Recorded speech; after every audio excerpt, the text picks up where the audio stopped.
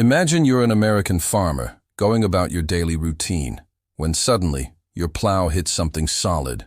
Not a rock, not an old root, but something massive, something metallic, something impossible.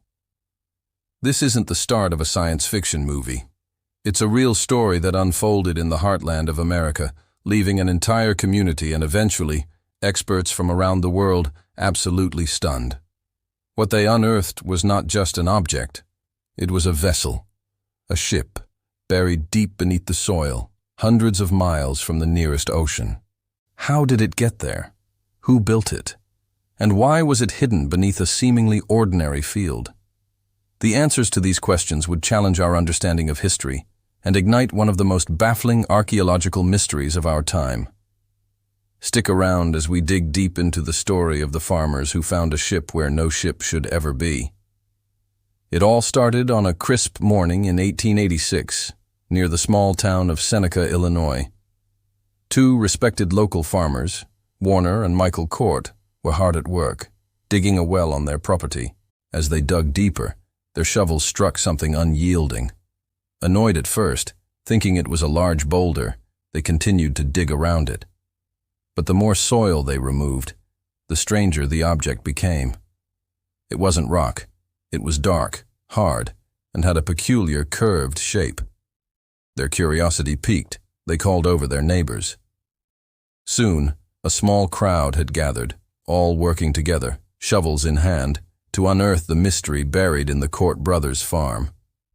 Hours turned into days, and as more of the object was revealed, a breathtaking realization dawned on them. It was the hull of a ship, a large, ancient-looking ship, right there in the middle of their landlocked Illinois farm. The news spread like wildfire. Local newspapers were the first to report on the Seneca ship, and the story was quickly picked up by journalists across the country. People were fascinated and baffled. Seneca, Illinois, is situated over 1,000 miles from the Atlantic Ocean, with the Great Lakes being the closest major body of water, still a considerable distance away. How could a vessel of this size have ended up buried so deep in the prairie soil? Theories began to fly. Was it a Viking longship, left behind by explorers who sailed up the Mississippi and Illinois rivers 1,000 years ago? Some pointed to the possibility of it being a Spanish galleon, somehow lost during early colonial expeditions. Others whispered of even more ancient civilizations, ones not recorded in our history books. The farm became an instant tourist attraction. People flocked from all over to catch a glimpse of the impossible ship emerging from the earth. As the excavation continued, more details emerged that only deepened the mystery. The ship was estimated to be over 100 feet long. The wood it was made from was described as being incredibly dark and hard, unlike any local timber, and its construction was peculiar, fastened with metal bolts of an unknown alloy that resisted rust. The craftsmanship was sophisticated, suggesting it was built for long, arduous journeys across open water. Experts were called in, from maritime historians to geologists, each offering their own perspective. Geologists confirmed that the layer of soil the ship was found in was ancient, suggesting the vessel had been buried for centuries, if not millennia. This ruled out the possibility of it being a more recent vessel that had been transported and buried as a hoax. The evidence was clear. This was a genuine, ancient ship, resting in a place that defied all logical explanation. One of the most popular theories that gained traction was that it was a Viking vessel. Norse sagas speak of expeditions to a land called Vinland, believed to be somewhere in North America. Could the Seneca ship be physical proof of these legendary voyages? Proponents of this theory argued that a group of Vikings could have navigated the extensive river systems of North America, traveling far deeper into the continent than previously thought. Perhaps their ship was damaged, or they were stranded, forced to abandon it, where it was eventually swallowed by the earth over centuries. Another compelling idea pointed to pre-Columbian explorers from other parts of the world. Some researchers have suggested that ancient Chinese or even Phoenician sailors had the capability to cross the oceans. Could this ship be a remnant of a lost expedition, a forgotten chapter in the story of global exploration? However, for every theory, there were counter-arguments.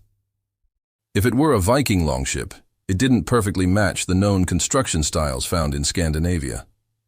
The strange, rust-resistant metal was also a puzzle. If it were from a known ancient civilization, why didn't it match their shipbuilding techniques more closely? And the biggest question of all remained. Even if they sailed up the rivers, why abandon the ship so far from the main waterway and bury it so completely? The location itself was the most significant piece of the puzzle. It suggested the ship wasn't simply wrecked or abandoned by a riverbank. It seemed to have been deliberately placed or had arrived there when the geography of the area was vastly different. This led to more speculative theories, including the idea that it was stranded by a cataclysmic flood or a dramatic shift in the course of ancient rivers long ago. Then, things took an even stranger turn.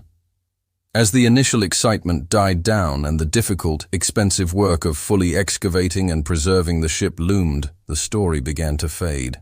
Accounts from the late 19th and early 20th centuries become sparse and conflicting.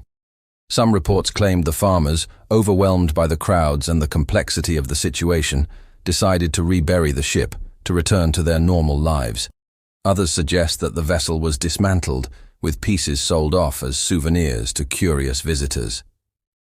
Unbelievably, there are even tales that the wood was chopped up and used for firewood by locals during a particularly harsh winter.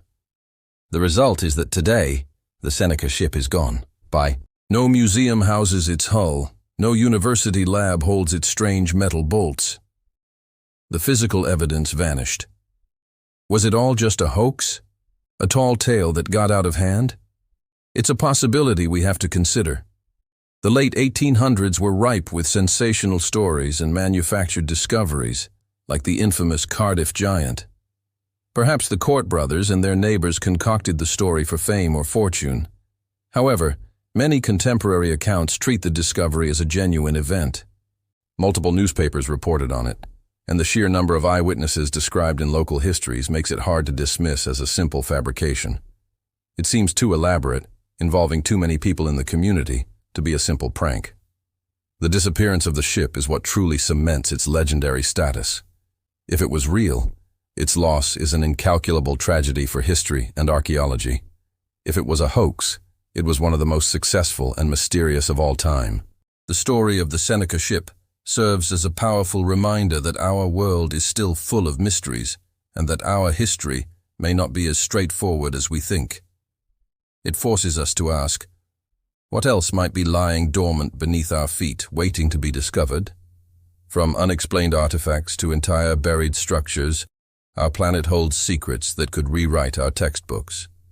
The farmers in Illinois weren't looking for history, they were just digging a well. Yet they stumbled upon a mystery that continues to fascinate and perplex us over a century later.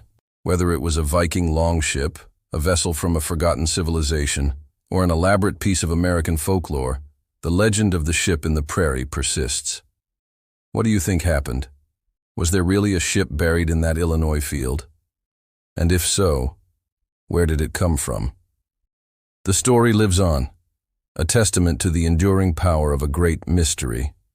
It's a puzzle with missing pieces, an echo from the past that we can no longer see but can't completely forget. It reminds us to stay curious and to keep digging, because you never know what you might find. Thanks so much for watching. If you enjoyed this journey into the unknown, don't forget to hit that like button, subscribe to the channel, and ring the bell so you won't miss our next exploration into the world's greatest unsolved mysteries. See you next time.